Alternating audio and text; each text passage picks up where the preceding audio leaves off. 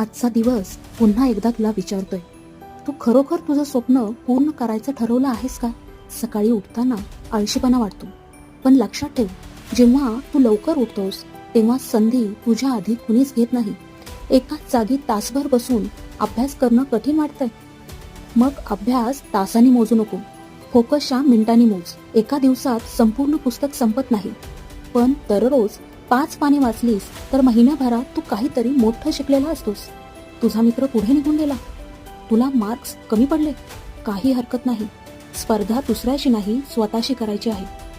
आज अभ्यास कर, कारण उद्या तुलाच हे स्वप्न पूर्ण करायचं आहे. शिकणं थांबवलं म्हणजे हार निश्चित आहे, पण प्रयत्न थांबवले नाहीस तर यश अटळ आहे. चल उठ, एक तास घे आणि फक्त 30 मिनिट मनापासून अभ्यास कर. बघ, दिवस बदलायला लागेल. तुझं यश तुझ्या हातात आहे, फक्त तू सुरुवात कर.